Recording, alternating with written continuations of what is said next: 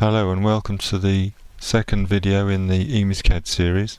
In this video we're going to look at the installation of emisCAD and emisView. Prior to this we had already installed emis, the software modules and the database, so we won't repeat that here. We just run the setup program to launch the emisCAD installer, press the install button, accept the license agreement. We can, if we wish, change the location where the program is installed, but we'll just accept this default for now. And we can also change it from typical to custom and opt to create a desktop shortcut or not. So we'll just accept the defaults and carry on. After 1 or 2 minutes the installation will be complete. Then we just press finish to end the installer.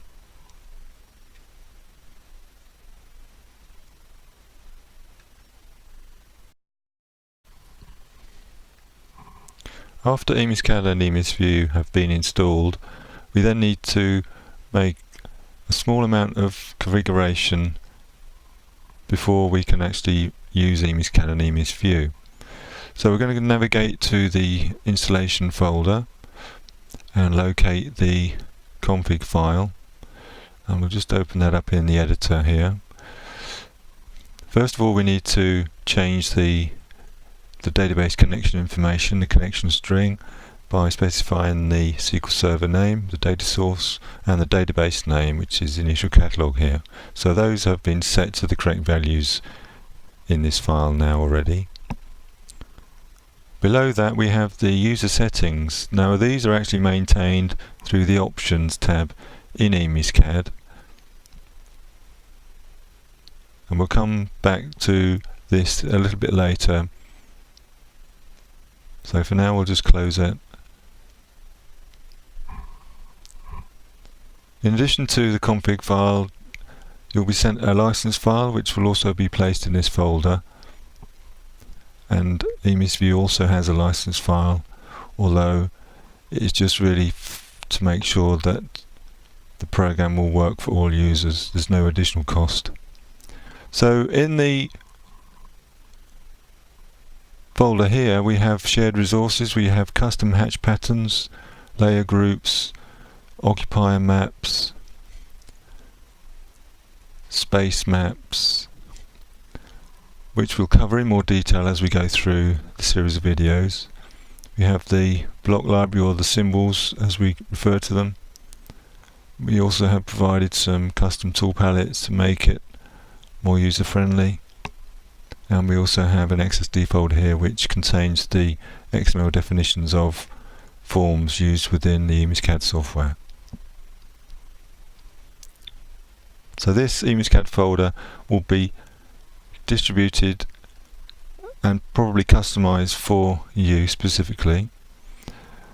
Now we also have a documents folder, and to make this portable, if we were to move the system about, it's recommended that we share that folder and map a network drive to it, so then if the actual physical location changed we could map the drive letter to that new location without actually affecting any references, for example with hyperlinks in the future. So I've just demonstrated here how to set up the share.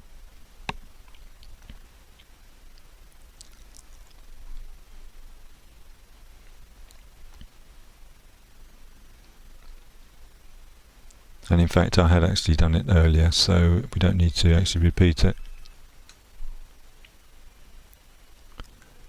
So we're just now going to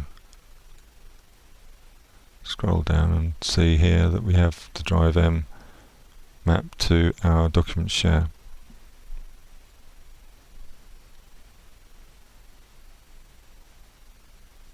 Okay, we're now going to run emisCAD to look at the options and configure them to reference the shared resources folders.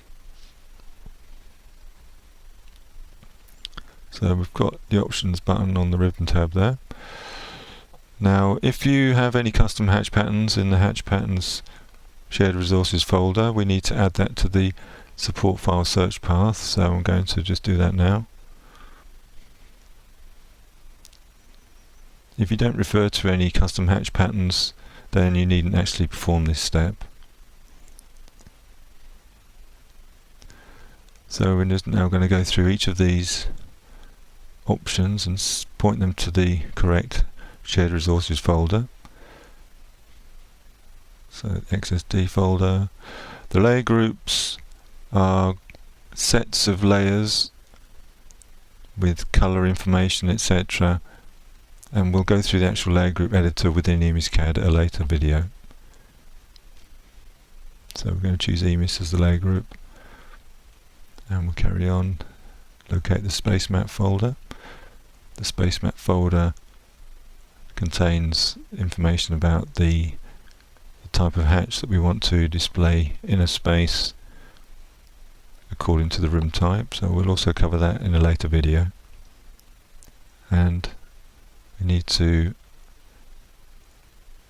define which layer will act as a space fill layer, the space outline layer and the building area layer, and those two will go into more detail in a later video.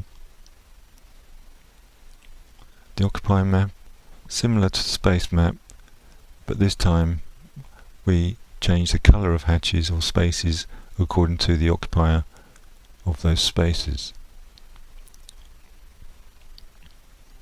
The symbols are blocks that have emis specific information attached to them. And now we're going to refer to our shared document folder.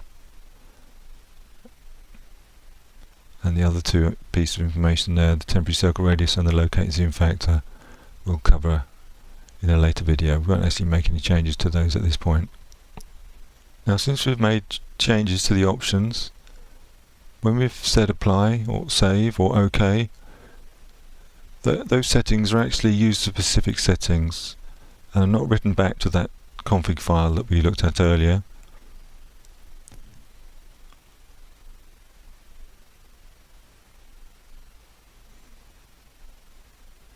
So as you can see here, we still have the initial values.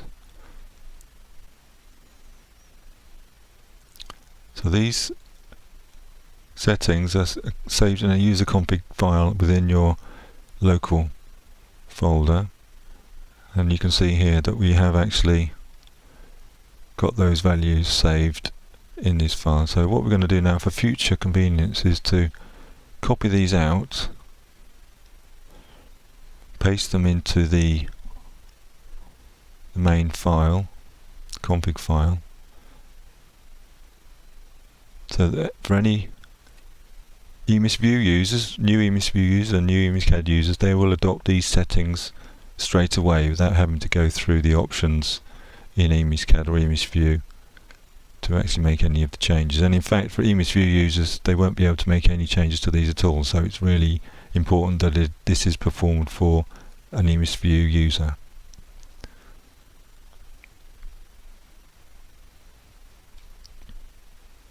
So we're just now writing them back to the emisCAD exe-config file,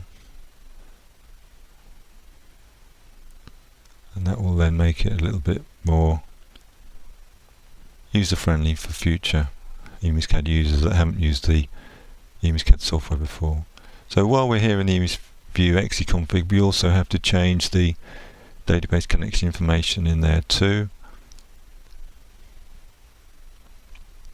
And if we apply it to the emisView exe-config file, it will then automatically be adopted by new users of emisView.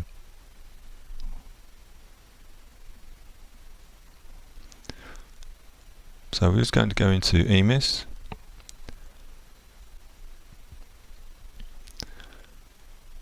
and we're going to launch emisView to actually take a look at the options from within emisView, and we'll use the ship drawing .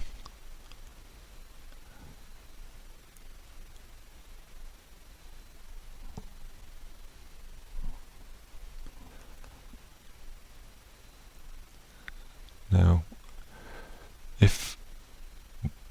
you do intend to use custom hatch patterns for emisView users, they will have to add the entry to the shared hatch patterns folder within the files support file search path list.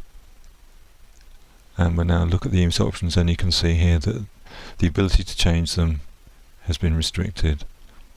So this was the reason why we actually overwrote the emisView exe-config file with those values that we defined within emisCAD. Now the system is ready for work. We can actually now start using emisCAD and emisView, and in subsequent videos we'll go into more detail